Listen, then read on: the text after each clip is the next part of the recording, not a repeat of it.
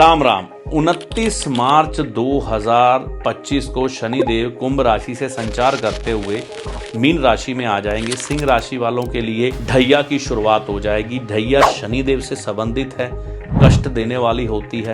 Financial तौर पर, health के ऊपर, अपने प्रियजनों पर क्या प्रभाव पड़ेगा, इस पर चर्चा करेंगे। आपके प्रोफेशन, आपके धन पर क्या प्रभाव पड़ेगा, संतान पर क्या प्रभाव पड़ेगा। क्या सिर्फ चिंताएं ही हमें करनी है कि ढैया की शुरुआत हो रही है, या हम इस पर विचार करके कुछ एक उपाय खोज के अपना ये 2.5 साल का समय बड़े अच्छे से बिता जाएं, ऐसा कुछ विचार चर्चा करके हम निकालें। तो आइए देर ना करते हुए शनिदेव की इस ढैया पर हम चर्चा करते हैं। जैसा कि मैंने आपको बताया कि सिंह राशि पर शनिदेव की ढैया शुरू हो जाएगी। देखिए, सिंह राशि किसकी है? सूर्य की। तो सावधान रहने की जो जरूरत है ना, वो थोड़ी अधिक है, क्योंकि सूर्य और शनि चाहे पिता पुत्र हैं, परस्पर इनमें दुश्मनी बहुत गहरी है। तो यहाँ पर होता क्या है, जब ढैया सिंह राशि वालों पर खास तौर पर आती है तो दूसरों की तुलना में कष्ट अधिक मिलते हैं। देखने में आता है इनके हर काम में रुकावट हो जाती है और सेहत को लेकर परेशानियां उत्पन्न होने लग पड़ती हैं। हर काम अटक अटक के होता है। कई बार अगर कोई कोर्ट केस चल रहा है, इस समय में फैसला आ जाए ना, तो आपके हक में आने की संभावना नहीं होती, आपके खिलाफ जाता है। सरकारी जुर्माने लग जाना, घर में इलेक्ट्रॉनिक सामान खराब होने लग पड़ना, क्योंकि शनिदेव अष्टम भाव में बैठकर दूसरी दृष्टि से दूसरे भाव धन को देखेंगे, तो परिवार वालों से आपका अलगाव होना एक सामान्य बात है। धन का अभाव और धन के नुकसान आप इस समय में झेल सकते हैं। सबसे पहले यहां पर करना क्या है? देखिए, जब भी अष्टम भाव में शनिदेव गोचर करेंगे ना सिंह राशि वालों को, अगर वह लोग शराब पीते हैं, नॉनवेज खाते हैं, तो अब ये नहीं चलेगा। वैसे भी किसी भी व्यक्ति को नॉनवेज खाने से, शराब पीने से बचना चाहिए। अगर वह व्यक्ति ऐसा करता है तो उसका शनि खराब ही है, ये मान के चले। तो सावधान हो जाएं, इन चीज़ों का त्याग करने का समय आ गया है। देखिए, अष्टम भाव में शनि हो और उनका गोचर चल रहा हो, तो इस समय में आपको एक कार्य ज़रूर करना चाहिए। आपको किसी भी अस्पताल में जाकर कुछ एक दान ज़रूर करके आना चाहिए, ताकि आपके परिवार वालों पर या आपकी सेहत पर कोई दुष्प्रभाव ना आए। यहाँ पर एक चीज़ हमें और ध्यान रखनी है कि यहाँ पर हमें लोगों पर ज़्यादा दया दृष्टि नहीं दिखानी। कई बार क्या होता है कि हम उन व्यक्तियों को धन का दान करने लग पड़ते हैं जो दान लेने के लायक नहीं होते। मान लीजिए किसी के हाथ पांव सलामत है, हट्टा कट्टा व्यक्ति है, आप उसको दान करते हैं तो शनिदेव बहुत नाराज होते हैं, क्योंकि कर्म फलदाता और कर्म करवाने वाला ग्रह शनि है। आपको आपके बुरे कर्मों से अच्छे कर्मों की तरफ मोड़ देता है। तो वह कभी पसंद नहीं करते कि आप ऐसे व्यक्ति को धन दें जो कर्मविहीन हो, तो आपके ऊपर उसके दुष्परिणाम आते हैं। तो आपको ऐसे व्यक्तियों की मदद नहीं करनी जो लोग ना कर्मविहीन है, मतलब कि हट्टे कट्टे होकर भी भीख मांगते हैं। तो इस चीज़ का ध्यान रखिएगा।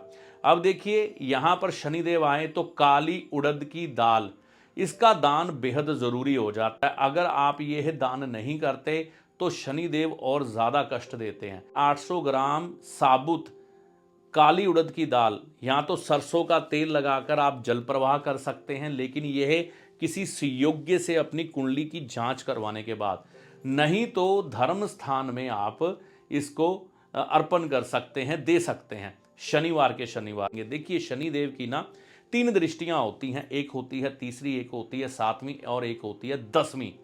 तो यहाँ पर अष्टम भाव जो होता है ना, चंद्रमा से अष्टम कह लीजिए, राशि में अष्टम, तो यहाँ पर शनिदेव का हेड क्वार्टर माना जाता है। ठीक है ना, लगन से अष्टम हो या चंद्र राशि से अष्टम हो तो हेड क्वार्टर। अब हेड क्वार्टर का समझ रहे हैं, मतलब यहाँ पर शनि शक्तिशाली हो जाते हैं। और अगर आपके कर्मों की शुद्धता नहीं है ना, तो यहाँ पर शनिदेव बहुत बुरे परिणाम लेके आ रहे हैं आपके प्रोफेशन पर। अब मान लीजिए कई लोगों ने अपने जीवन साथी को चीट किया है, कई लोगों ने अपने मित्रों से, दोस्तों से छल किया है, तो इस समय में शनिदेव क्या करवाएंगे, आपके हाथ से पैसा कहीं पे बर्बाद करवा देंगे। या तो आप किसी को उधार दे दोगे या ऐसी इन्वेस्टमेंट करोगे कि आपका पैसा खराब हो जाए, चाहे वो व्यापार में हो चाहे कहीं और हो। तो तीसरी दृष्टि जब भी आपके प्रोफेशन हाउस में रहेगी शनिदेव की, और शनिदेव अशुभ हैं, तो आपके काम धंधे में दिक्कतें आने वाली हैं। आपको कोई भी इन्वेस्टमेंट बगैर किसी ज्योतिषीय विद्वान की सलाह के नहीं करनी चाहिए। और यहाँ पर एक सबसे ज़रूरी उपाय जो होता है शनिदेव का, कि आपको शनिवार के दिन लोहा इस समय खरीद के अपने घर में नहीं लाना है। ये याद रखें, कई लोग इस समय में गाड़ी खरीद लेते हैं, खास तौर पर काले रंग की, और उस गाड़ी में बार बार परेशानी, बार बार कष्ट आने शुरू हो जाते हैं। तो ये ध्यान रखें कि इस समय में लोहा ना खरीदें। तो यहाँ पर एक विशेष उपाय ज़रूर करें, बुधवार के दिन काली गाय को हरा चारा अपनी इच्छा अनुसार खिलाना शुरू कर दें, ताकि आपके काम धंधे पर पड़ने वाले विपरीत प्रभाव थोड़े थम जाएं, थोड़े रुक जाएं। यहां से आगे चलते हैं तो दूसरी दृष्टि जो है, यहां से जो दूसरी दृष्टि शनिदेव की 7वीं है वह दूसरे भाव पे पड़ेगी। दूसरा भाव आपके परिवारजनों का है, आपके धन का है। तो यहां पर क्या असर देगा कि धन का अभाव आप महसूस करेंगे। अगर किसी को पैसा उधार दे दिया है तो वापस नहीं आएगा। अगर आपको खुद पैसे की ज़रूरत पड़ गई, किसी से मांग लिया, तो वो व्यक्ति आपको पैसा ही नहीं देगा।